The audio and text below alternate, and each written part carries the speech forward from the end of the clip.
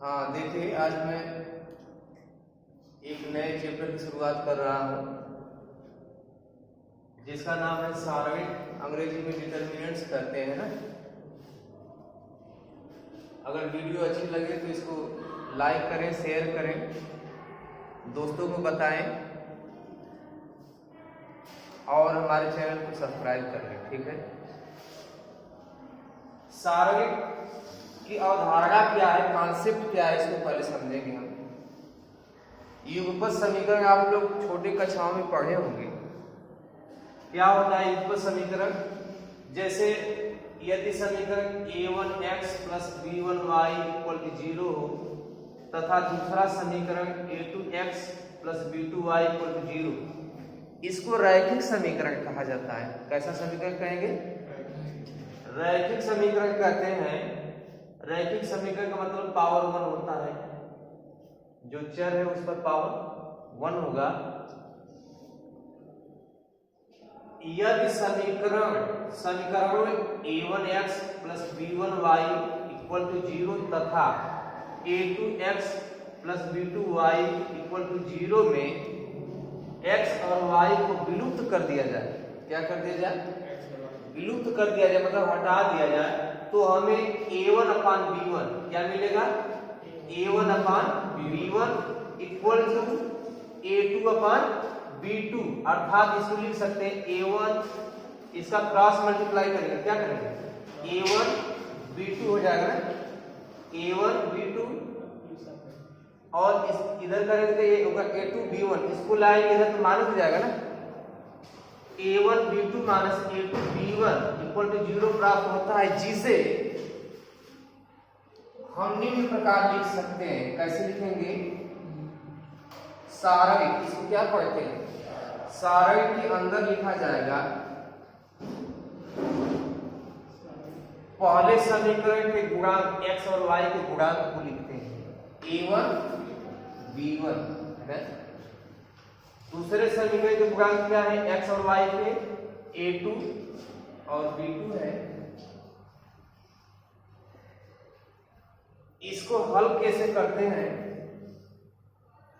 इसका इसमें मल्टीप्लाई करेंगे, a1 b2 माइनस लगा करके इसका इसमें क्या करेंगे? a2 b1, और इसी को a1 b1 a2 b2, इसी को हम जो इसमें लिखा गया है इसी को सारणिक कहते हैं। सारणिक को d से डिनोट करते हैं। सारणिक को किससे डिनोट करते हैं? d से डिनोट करते हैं, अथवा डेल्टा से डिनोट करते हैं। सारणिक को किससे डिनोट करते हैं? d या डेल्टा से डिनोट करते हैं। इस सारणिक का प्रसार है ना, a1 b2 - a2 b1, ये सारणिक का प्रसार कैसे करते हैं? इसका इसमें मल्टीप्लाई कर देंगे, a1 b2 माइनस लगा करके फिर इसका इसमें क्या करते हैं? a2 b1। ये सारणिक का प्रसार कहा जाता है ना।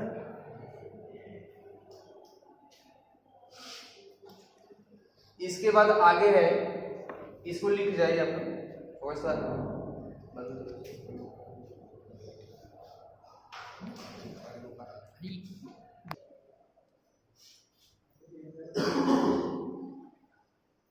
उपरोक्त सारणी में सारणी का क्रम, सारणिक का क्रम, जिसको अंग्रेजी में ऑर्डर कहते हैं, ठीक है ना, डिटर्मिनेंट्स ऑफ ऑर्डर। सारणी का क्रम क्या होता है? उपरोक्त सारणी में दो पंक्तियां, कितनी पंक्तियां हैं? एक पंक्ति और दूसरी, a1, b1 तथा दूसरी पंक्ति a2, b2 है, तथा दो स्तंभ। दो स्तंभ क्या है? एक स्तंभ यह है, दूसरा स्तंभ यह है। a1 a2 तथा b1 b2 क्या है? स्तंभ है। पंक्तियों को क्रमशः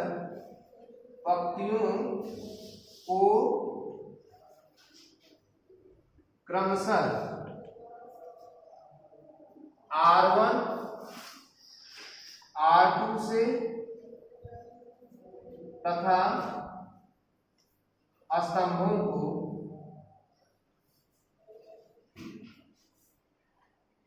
C1, C2 से प्रदर्शित करते हैं,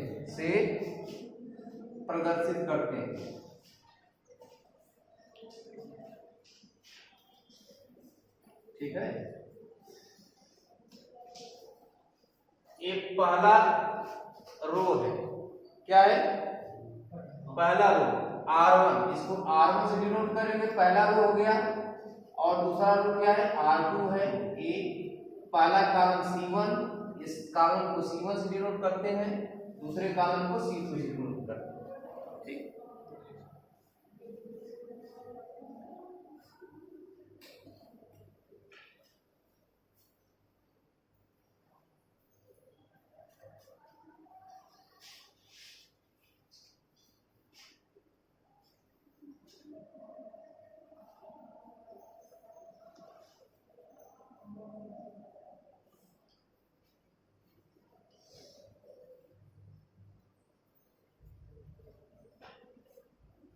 इसके बाद है सारणिक के अवयव।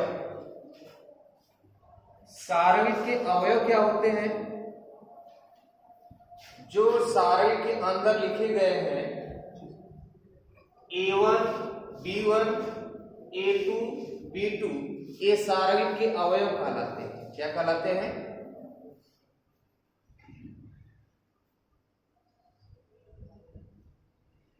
उपरोक्त सारणी में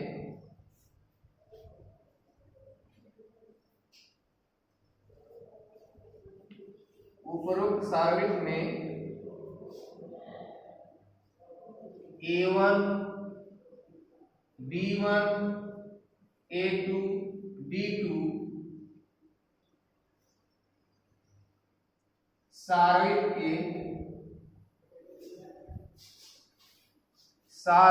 के अवयव कहलाते हैं। सारणिक के अवयव कहलाते हैं।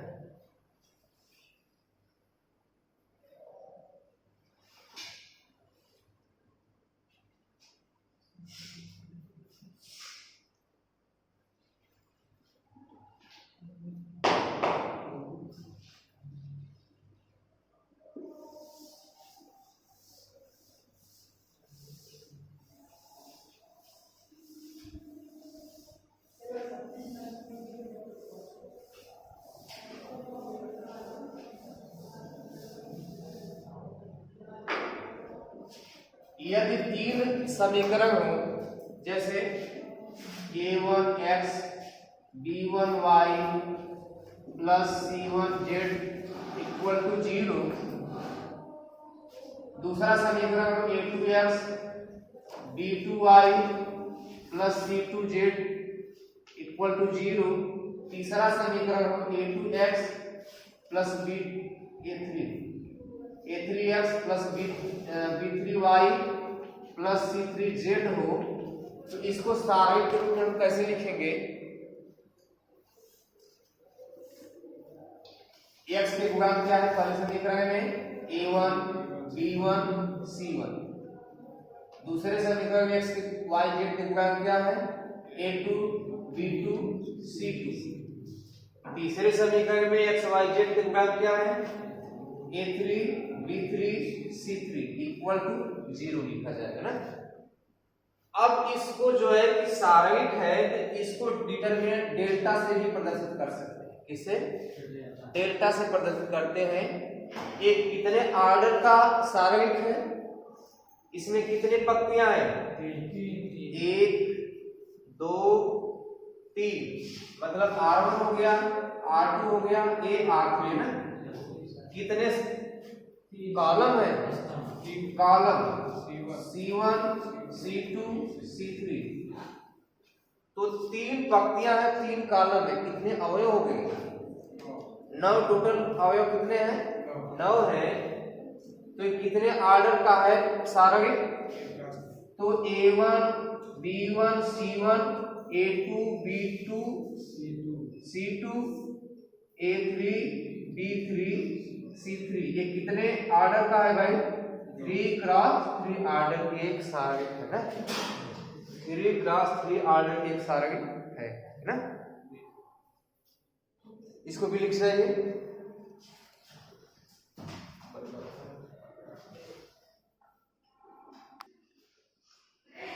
देखिए उपसारण क्या होता है? उपसारण जिसको माइनस कहते हैं, क्या कहते हैं अंग्रेजी में? माइनस कहते हैं। किसी सारणिक के अवयव का उपसारणिक, किसी सारणिक के अवयव का उपसारणिक वह सारणिक है जो मूल सारणिक में उस अवयव की पंक्ति या स्तंभ, क्या हटा देने से, पंक्ति या स्तंभ को हटा देने से प्राप्त होता है, वो जो है कि मूल सारणिक का उपसारणिक कहलाता है ना। जैसे एक सारणिक दिया हुआ है A1 B1 C1, A2 B2 C3 C2 और A3 B3 C3 है ना। तो A1 की उपसारणिक क्या हो जाएगी?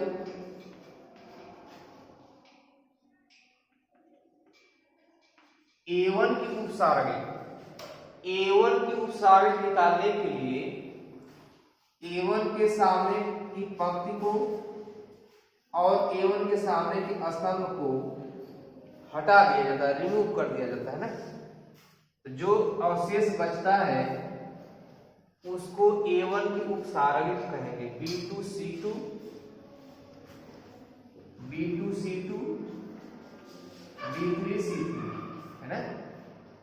ये जो है कि सारणिक, इस सारणिक के क्या कहलाएंगे? A1 की उपसारणिक कही जाएंगे। अगर हमको इसको इसका निकालना हो B1 की उपसारणिक, B1 की उपसारणिक निकालना हो तो क्या करेंगे? B1 की उपसारणिक निकालना हो तो B1 के सामने के स्तंभ को हटा देंगे और B1 के सामने की पंक्ति को हटा देंगे। जो बचे क्या हो जाएंगे? A2 A3 C2 C3, इस B1 की उपसारणिक कही जाएगी। अगर 2x2 की डिटरमिनेंट्स हो, जैसे A1 B1 A2 B2, इस तरह की सारणी को 2x2 की कितने ऑर्डर की? 2x2 मतलब कि दो पंक्तियां और दो स्तंभ हो, इसमें अगर कहेगा कि A1 की उपसारणिक क्या हो जाएगी? A1 की उपसारणिक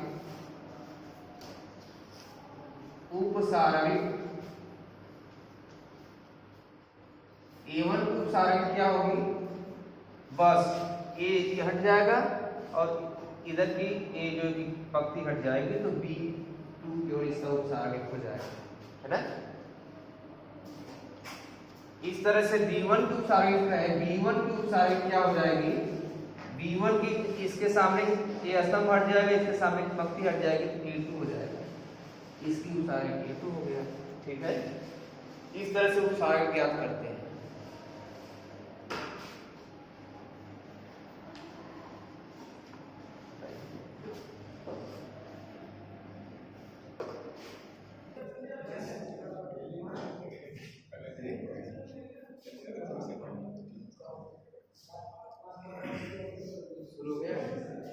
देखिए सरखंड क्या होता है, वो फैक्टर जिसको अंग्रेजी में कहते हैं सरखंड। उपरोक्त सारणी जो हमें लिखा था A1 B1 C1 A2 B2 C2 A3 B3 C3 है ना। उपरोक्त सारणी में उनके चिन्हों को छोड़ दिया गया है, यदि उनके उचित चिन्ह ध्यान याद रखें, चिन्ह को भी लिया जाए तो ये उपसारणी के सखंड क्या कहलाते हैं? सखंड कहलाते हैं। यह उचित चिन्ह -1 to the power I plus j, -1 to the power I plus j है, जहां I तथा j क्रमशः पंक्ति और स्तंभ है। I क्या है? पंक्तियां हैं, j क्या है? स्तंभ है। जैसे मान लीजिए इसका सखंड निकालना है, यदि A1 का सखंड, A1 का सखंड निकालना हो तो क्या करेंगे? -1 लगाएंगे। क्या लगाएंगे? -1। कौन सी पंक्ति है? पहली पंक्ति है, पहली पंक्ति है ना, पहली पंक्ति का पहला अवयव 1, आई की जगह क्या लिखेंगे? 1। आई इक्वल क्या हो जाएगा? 1। और कॉलम कौन सा है? पहला कॉलम है ना, जे इक्वल क्या हो जाएगा? 1। ठीक है, -1 टू द पावर 1 प्लस 1 हो जाएगा ना। और जो बचेगा इसके अवयव, इसको छोड़ दिया जाएगा, इसको छोड़ दिया जाएगा। जो बचेंगे अवयव ये जो है कि इसके सखंड कहलाते हैं, B2 C2 B3 C3। ठीक है, अच्छा। और इसी प्रकार यदि B1 भी निकालना हो सखंड, B1 का सखंड, B1 का सखंड क्या हो जाएगा? B1 का था पहली पंक्ति है ना, -1 टू द पावर पहली पंक्ति। अब कॉलम कौन सा है? दूसरा कॉलम है ना, पंक्ति तो पहली ही है ना, पंक्ति पहली है तो 1 लिख दिया गया। कॉलम कौन सा? 1 2, तो दूसरा कॉलम है ना, तो दूसरा कॉलम तो यहाँ 2 लिखा जाएगा। और जो इसके अवयव शेष बचेंगे इसको छोड़कर इसको छोड़ दिया जाएगा और इसको छोड़ दिया जाएगा, तो बचेंगे कौन कौन? A2 A3 A2 A3 फिर C2 C3, इसके सखंड कहलाते हैं। और 2 1 3 हो जाएगा ना, 2 1 3, -1 पर पावर 3, -1 पर power 3, A2 C2 A3 C3। ठीक है, तो -1 का पावर 3, -1 का पावर 3 क्या होगा? माइनस में ही देगा ना, इसका रिजल्ट क्या हो जाएगा? -1 या 1 नहीं लिखेंगे, A2 C2 A3 C3 लिखते हैं ना। इस तरह से सखंड निकाला जाता है।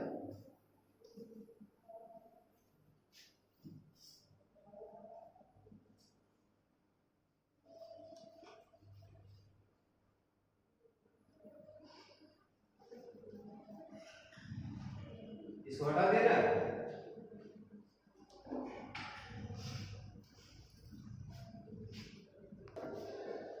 अब पढ़ेंगे हम लोग सारणी का विस्तार। सारणी का विस्तार कैसे करते हैं? जैसे मान लीजिए A1 B1 A2 B2, एक कितने ऑर्डर की सारणी है? 2 क्रॉस 2, मतलब 2 ऑर्डर है ना, ऑर्डर 2। ऑर्डर का मतलब होता है कोटि। क्या कहते हैं इसको? कोटि कहते हैं। कोटि 2 की सारणी है। इसको कैसे हम विस्तार इसका करते हैं? इसको मुख्य विकर्ण कहते हैं। क्या कहते हैं? ये जो है इसको मुख्य विकर्ण कहा जाता है, मेन डायग्राम है ना, इसको मुख्य विकर्ण कहते हैं। तो मुख्य विकर्ण को पहले लेते हैं, इसका इसमें गुणा हो जाएगा A1 गुणित B2 माइनस, इसका इसमें मल्टीप्लाई करेंगे माइनस लगा कर। क्या लगा करके? माइनस लगा करके इसका इसमें गुणा करेंगे तो क्या हो जाएगा? A2 गुणित B1। अब 3 क्रॉस 3 की मैट्रिक्स हो, डिटरमिनेंट हो, A1 B1 C1 A2 B2 C2 A3 B3 C3। इस तरह से 3 क्रॉस 3 की ये मैट्रिक्स हो, डिटरमिनेंट्स हो, इसको कैसे हल करेंगे? देखिए ध्यान से, A1 ले लेंगे है ना, A1 लेंगे, A1 जब लेंगे तो इसके सामने की एक कॉलम छूट जाएगा और इसके सामने की एक पंक्ति छोड़ देंगे ना, इसका इसमें मल्टीप्लाई करेंगे B2 cross C3 B2 C1 C3 minus इसका इसमें मल्टीप्लाई करेंगे B3 में C2। फिर क्या करते हैं? माइनस B1 लगाते हैं। क्या लगाएंगे? माइनस B1 लेंगे। पहले अल्टरनेट क्रम से प्लस माइनस चलता है, पहले प्लस लेंगे फिर माइनस लेंगे फिर प्लस लेंगे, ठीक, अल्टरनेट क्रम से। फिर B1 लेंगे तो क्या हो जाएगा इसका, ये जो है कि कॉलम छूट जाएगा, ये पूरा कॉलम छूट जाएगा सामने वाला, और सामने की पंक्ति छूट जाएगी। A2 गुणे C2, A2 A3 और C2 C3 बचा ना, इसका इसमें मल्टीप्लाई A2 C3 माइनस क्या हो जाएगा A3 C2, हाँ C2 A3 C2 क्या है C3 A3 A3 C2, फिर क्या लेंगे प्लस करके क्या लेंगे C1 लेंगे ना, C1 लेंगे तो क्या हो जाएगा C1 होगा आगे, ये बाहर जा रहा है तो इसको इधर लिख रहे हैं C1 लेंगे तो ये छूट जाएगा, इसके सामने ये कॉलम छूट जाएगा और इससे हमने पंक्ति छूट जाएगी, क्या बचेगा केवल यही बचे ना, ये बचा इतना A2 B3, क्या लिखेंगे A2 गुणे B3 माइनस A3 गुणे B2, A3 गुणे B2। इस तरह से हम सारणिक का प्रसार करते हैं।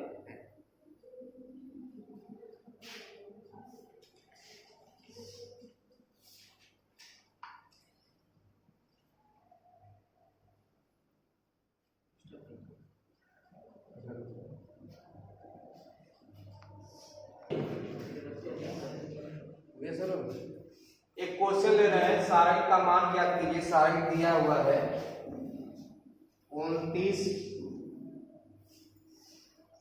26 22 और दूसरी पंक्ति में है 25 31 27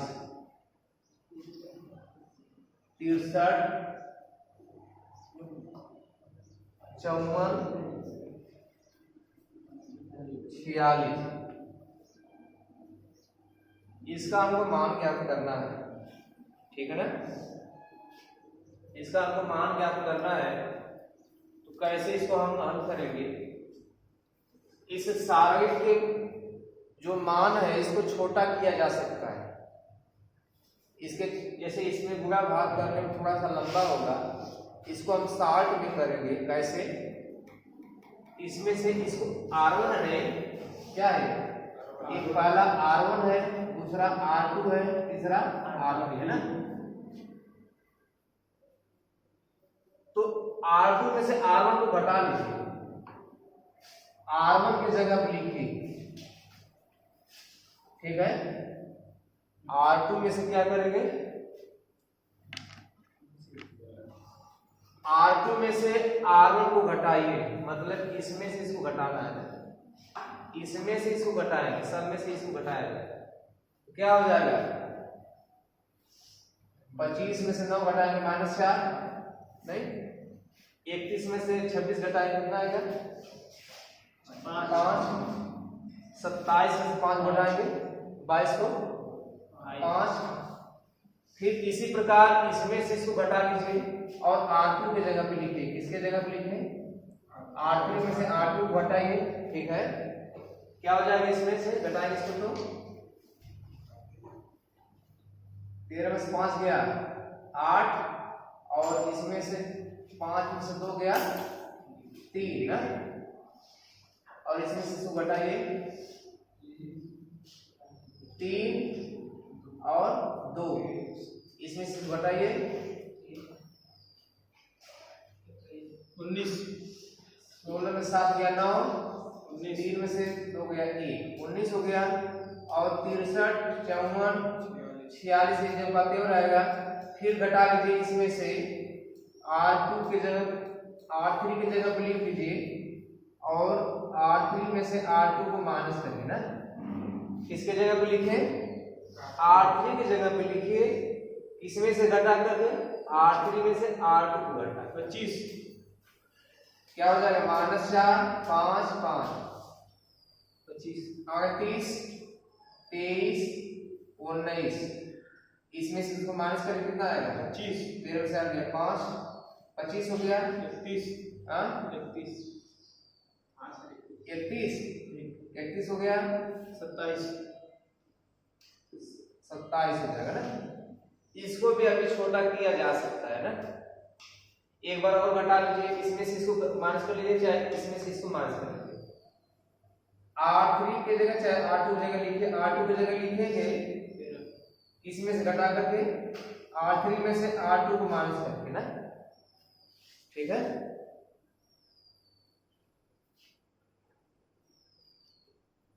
ऊपर का हम हटा दे रहे हैं,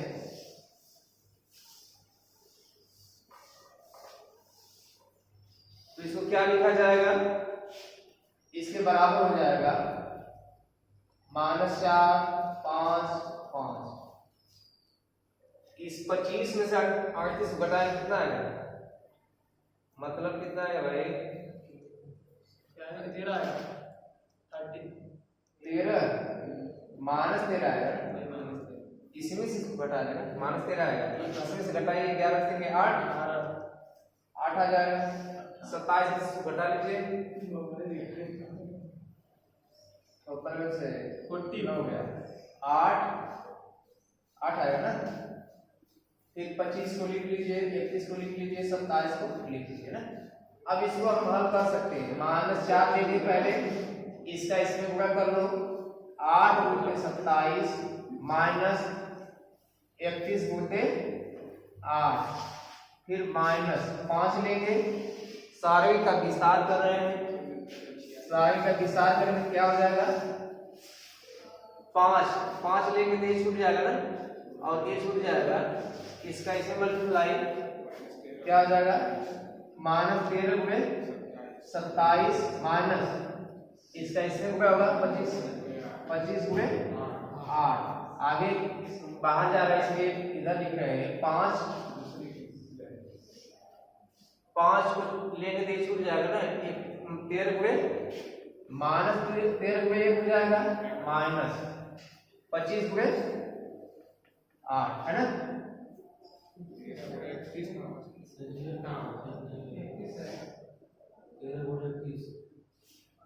31 होगा ना, अच्छा हाँ 13 गुणे 31 होना चाहिए ना, 13 गुणे 31 25 गुणे 8, ठीक है।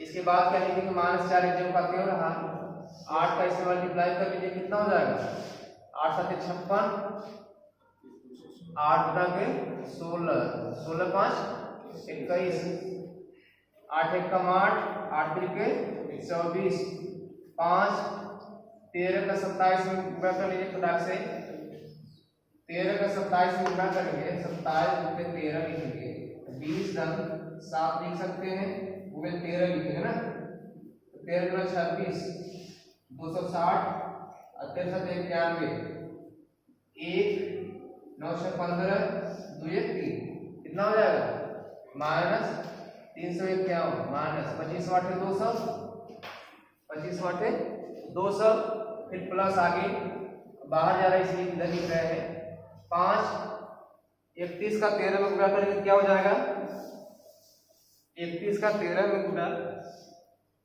-13, 31 को लिख सकते हैं 30 गुणे धन 1 लिख सकते हैं ना, 13 39 390 हो गया, क्यों भाई, प्लस 13 कम 13 जोड़िए इसको, माइनस बाहर रहेगा, 0 में 3 जोड़ेंगे तो 3 9 में 1 जोड़ेंगे, 10 3 1 4, कितना आ गया भाई, 403, माइनस में 403 माइनस 25 वाट है 200 है ना।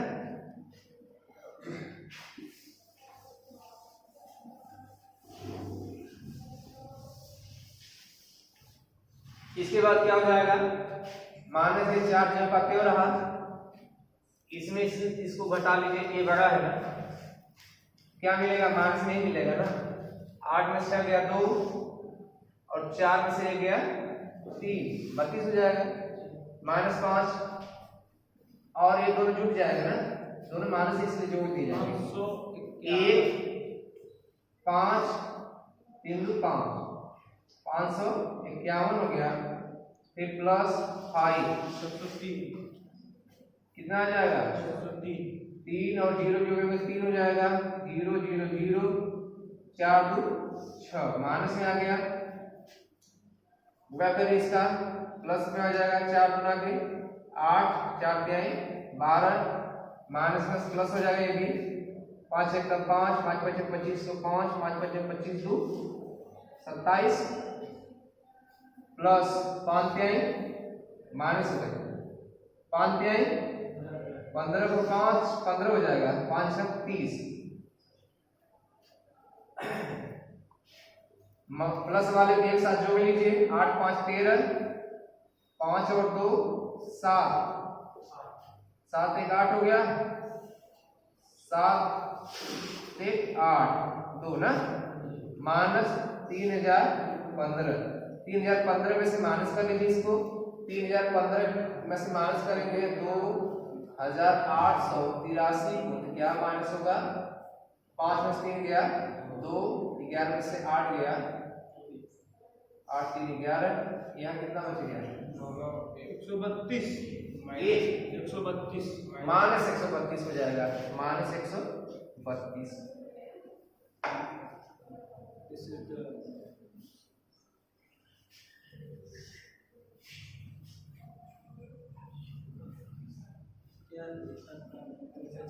पूरा करके और ये सवाल का आंसर रहा।